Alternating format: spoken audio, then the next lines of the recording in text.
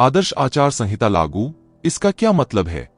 मुख्य चुनाव आयुक्त राजीव कुमार ने सभी राजनीतिक दलों से आदर्श आचार संहिता (एमसीसी) का सख्ती से पालन करने को कहा, जिसमें चुनाव से पहले नेताओं और पार्टियों के लिए क्या करें और क्या न करें की सूची दी गई है।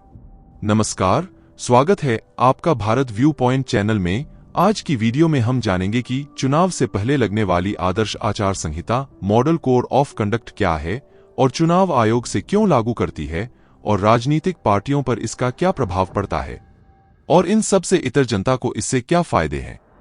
इन सभी सवालों का जवाब आज की हम इस वीडियो में जानेंगे। अगर आपको ऐसे इंसाइटफुल नॉलेज की वीडियो पसंद है तो हमारे इस चैनल को सब्सक्राइब कर लें, हम आपके लिए ऐसे वीडियो लाते रहते हैं। तो चलिए वीडियो को शुरू करते हैं और सबसे पहले जानते हैं कि आदर्श आचार संहिता के बारे में कुछ महत्वपूर्ण चीजें। आदर्श आचार संहिता, चुनाव आयोग, मॉडल कोड ऑफ कंडक्ट, जिसे हम शॉर्टकट में एमसीसी भी कहते हैं, इसका प्रयोग स्वतंत्र और निष्पक्ष चुनाव सुनिश्चित करने के लिए election commission of India (ECI) के अभियान के हिस्से के रूप में विकसित हुआ और प्रमुख राजनीतिक दलों के बीच आम सहमति का परिणाम स्वरूप इसे अपनाया गया। भारतीय चुनाव आयोग (ईसीआई) ने शनिवार 16 मार्च को घोषणा की कि देश में 19 अप्रैल से 1 जून तक 7 चरणों में मतदान होगा और नतीजे 4 जून को घोषित किए जाएंगे। इसके साथ ही आदर्श आचार संहिता (एमसीसी) लागू हो गई है। मॉडल कोड ऑफ कंडक्ट चुनाव की तिथि के घोषणा के साथ ही लागू हो जाती है।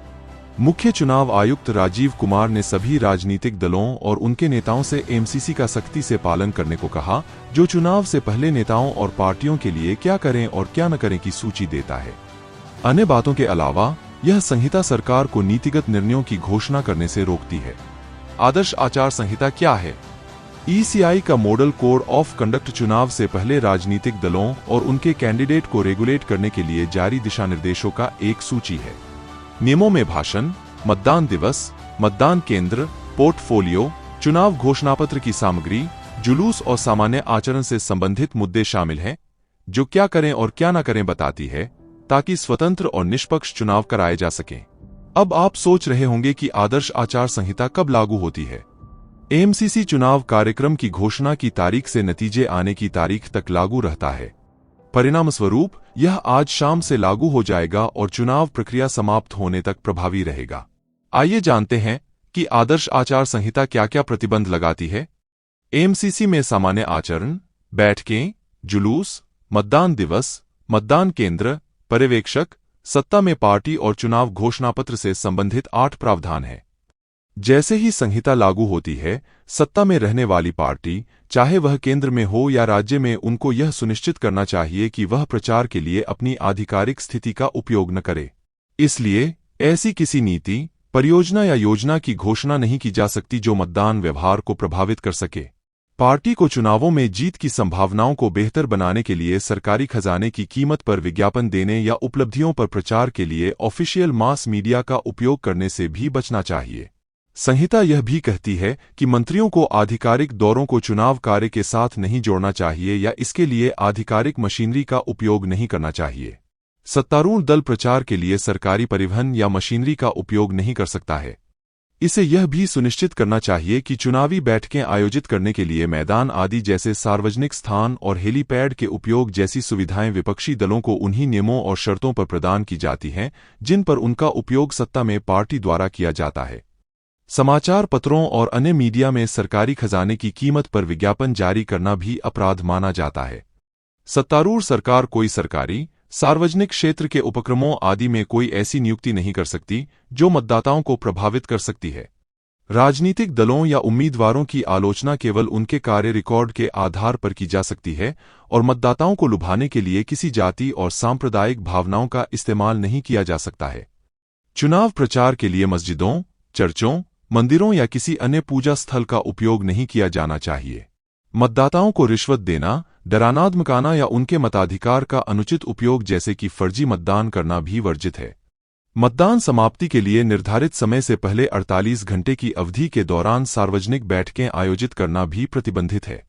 48 घंटे की अवधि को चुनावी चुप्पी के रूप में जाना जाता है। ऐसा इसलिए है कि मतदाता को अपना वोट डालने से पहले अभियान मुक्त वातावरण में घटनाओं पर विचार करने की अनुमति दी जाए। आइए जानते हैं कि क्या आदर्श आचार संहिता कानूनी रूप से बाध्यकारी है। एएमसीसी स्वतंत्र और निष्पक्ष चुनाव सुनिश्चित करने के ईसीआई के अभियान के हिस्से के रूप में विकसित हुआ और प्रमुख राजनीतिक दलों के बीच आम सहमति का परिणाम था। इसका कोई वैधानिक समर्थन नहीं है। सीधे शब्दों में कहें तो इसका मतलब है कि एएमसीसी का उल्लंघन करने वाले किसी भी व्यक्ति के खिलाफ संहिता के किसी भी खंड के तहत कार्रवाई नहीं की जा सकती है। सब कुछ स्वैच्छिक है।